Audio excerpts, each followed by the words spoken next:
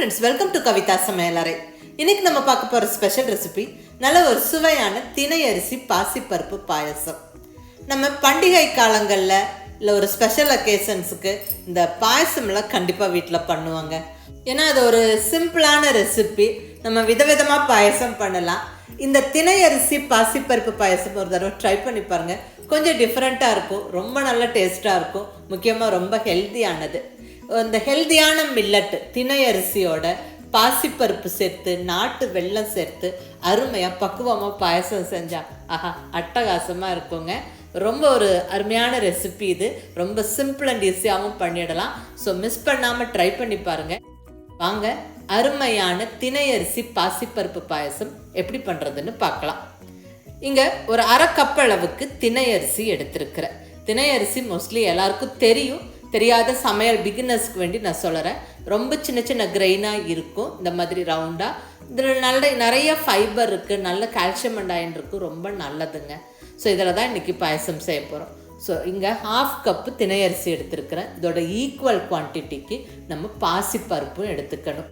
பாசிப்பருப்பு மோஸ்ட்லி எல்லாருக்குமே தெரியும், தோல் நீக்கிய பச்சைப்பயிறு. இதில் ப்ரோட்டீன் சத்து அதிகம், ரொம்ப நல்லது. இதில் நிறையா டிஷஸ் பண்ணலாம். பாயசம் பண்ணும்போது ரொம்ப நல்லாயிருக்கும். அதுவும் இந்த திணை அரிசியோடு சேர்த்து பண்ணும்போது ரொம்ப நல்லா டேஸ்ட்டாக இருக்கும். ஸோ மிஸ் பண்ணாமல் ட்ரை பண்ணி பாருங்கள். இப்போ ரெண்டுமே ஈக்குவல் குவான்டிட்டிக்கு எடுத்துருக்கோம். அதாவது 1/2 கப்பு திணை அரிசி, 1/2 கப்பு பாசிப்பருப்பு, ரெண்டும் எடுத்தாச்சு. இப்போ ஃபஸ்ட்டு ஸ்டெப்பாக நம்ம பாசிப்பருப்பை வறுத்துடலாங்க. இப்போ ஸ்டவ்வில் ஒரு பேன் வச்சாச்சு. இதில் நம்ம எடுத்து வச்சுருந்த 1/2 கப்பு பாசிப்பருப்பு சேர்த்து நல்லா வறுத்து விடணும். அதாவது கலர் மாறாமல் கரிஞ்சிடாமல் வாசனை வர வரைக்கும் இந்த பாசிப்பருப்பை வறுத்து விடுங்க. ஸ்டவ்வை மீடியம் ஃப்ளேமில் வச்சுக்கிட்டு பக்குவமாக வறுத்து விடுங்க.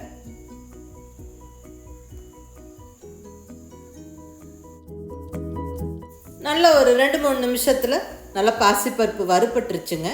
இப்போ இதை எடுத்து தனியாக ஒரு தட்டில் போட்டு வச்சிடலாம், கொஞ்சம் ஆறட்டும். அடுத்தது அதே பேனில் நல்ல ஒரு 1.5 டீஸ்பூன் அளவுக்கு நெய் சேர்த்துக்கிறேன். இந்த நெய் நல்லா உருகி வந்ததுக்கப்புறம் ஃபஸ்ட்டாக நம்ம முந்திரி பருப்பு சேர்த்துடலாம். நல்ல ஒரு 10-12 முந்திரி பருப்பு உடச்சி சேர்த்து விட்டாச்சு. இது கூட நல்ல ஒரு 1.5 டேபிள் ஸ்பூன் அளவுக்கு பொடியாக நறுக்குன தேங்காய். இந்த தேங்காய் நல்லா நெய்யில் வறுத்து நம்ம சேர்க்கும்போது, நம்ம பாயசம் சாப்பிடும்போது அந்த தேங்காய் வாயில் கடிப்படும் போது ரொம்ப நல்ல ஒரு இன்ட்ரெஸ்டிங்கான டேஸ்ட் இருக்கும், ரொம்ப நல்லாவும் இருக்குங்க. ஸோ மிஸ் பண்ணாமல் சேர்த்துக்கங்க. இந்த முந்திரி பருப்பு தேங்காய் இதெல்லாம் நல்லா செவக்க வறுத்து விட்டுறணும். நல்லா நெய்யில் நல்லா செவக்க வறுபடட்டும்.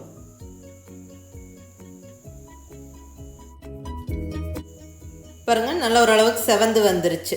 இப்போ இந்த ஸ்டேஜில் நம்ம திராட்சை சேர்த்துக்கலாம்.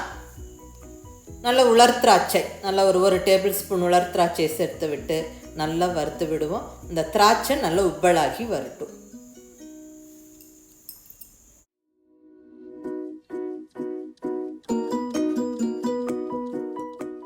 பாருங்க, திராட்சை நல்லா உப்பலாகி வந்துருச்சு. அவ்வளோதான். இப்போ இதை எடுத்து தனியாக ஒரு கப்பில் வச்சிடலாம். அவ்வளோதாங்க, பாயசமில் சேர்க்க வறுத்த முந்திரி திராட்சை தேங்காய் ரெடி. அடுத்தது இங்கே பேனில் அதே நெய் இருக்குது. இதில் நம்ம திணை அரிசியை சேர்த்து வறுத்துக்கலாங்க.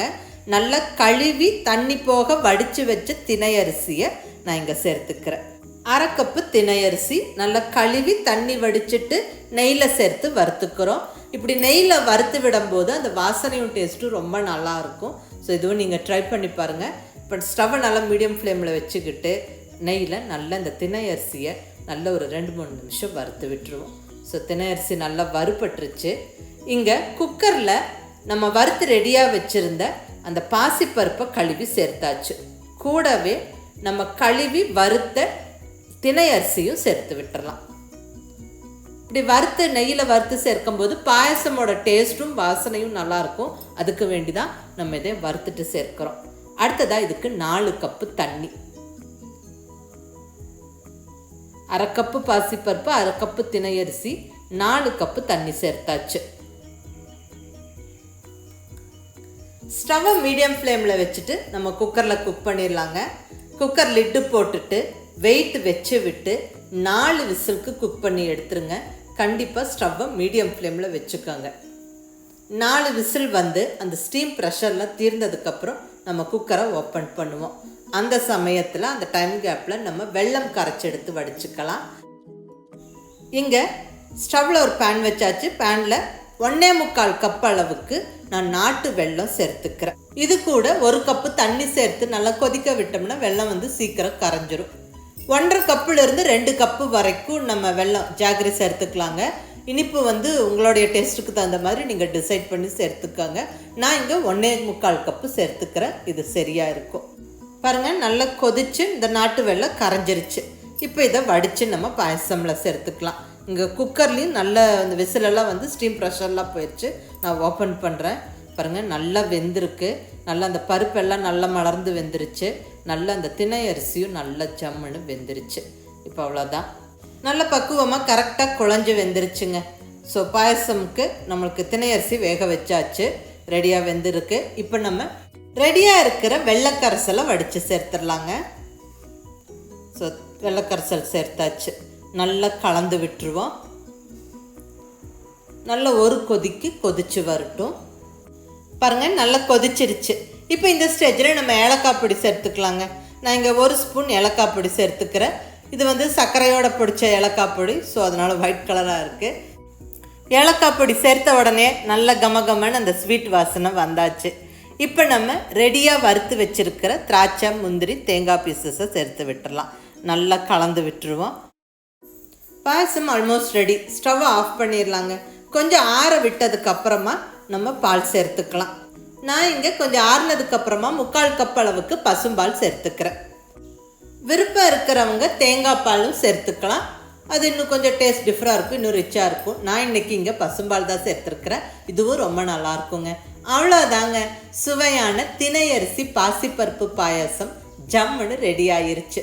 ஒரு அருமையான பாயசம் ரெசிபி இது. முக்கியமாக ரொம்ப ஹெல்தியான பாயசம். நல்ல மில்லட்டோட பாசிப்பருப்பு, நாட்டு வெல்லம் எல்லாம் சேர்த்து செஞ்சுருக்குறோம். ரொம்ப நல்ல டேஸ்ட்டாக இருக்கும். எப்படியும் நம்ம விசேஷ நாட்களில் இந்த பாயசம் எல்லாம் கண்டிப்பாக பண்ணுவோம். அதுவும் இந்த மாதிரி சத்தான திணை அரிசியும் பாசிப்பருப்பும் சேர்த்து செய்யும்போது ரொம்ப நல்ல சுவையாகவும் இருக்கும். நம்ம ஒரு நல்ல ஒரு சத்தான ஒரு ஹெல்தியான ஒரு ஸ்வீட் செஞ்சோம் அப்படிங்கிற திருப்தியும் இருக்குங்க. இது கார்த்திகை தீபத்துக்கு இந்த திணை அரிசி பாயசம் ஸ்பெஷலாக பண்ணுவாங்க. நீங்களும் ட்ரை பண்ணி பாருங்கள். அதே மாதிரி கார்த்திகை தீபம் ஸ்பெஷல் ரெசிபீஸான பொரி உருண்டை, நெய்யப்பம் இதெல்லாம் ஆல்ரெடி நான் அப்லோட் பண்ணிட்டேன். நிறைய பேர் இந்த ரெசிபீஸ் எல்லாம் ட்ரை பண்ணி பார்த்துட்டு ரொம்ப நல்லா இருக்கிறதா ஃபீட்பேக் கொடுத்துருக்குறீங்க. ரொம்ப நன்றி. பார்க்காதவங்களுக்கு கீழே டிஸ்கிரிப்ஷனில் லிங்க் கொடுத்துருக்குறேன். ஸோ கண்டிப்பாக இந்த திணை அரிசி பாசிப்பருப்பு பாயசம் ட்ரை பண்ணி பார்த்துட்டு எப்படி இருந்ததுன்னு உங்கள் ஃபீட்பேக் சொல்லுங்கள். பிடிச்சிருந்தால் லைக் பண்ணி, ஷேர் பண்ணி, கமெண்ட் பண்ணுங்கள். கவிதா சமையலறை சப்ஸ்கிரைப் பண்ணி என்னுடைய மற்ற ரெசிபீஸும் வீடியோஸும் பாருங்கள். தேங்க்யூ.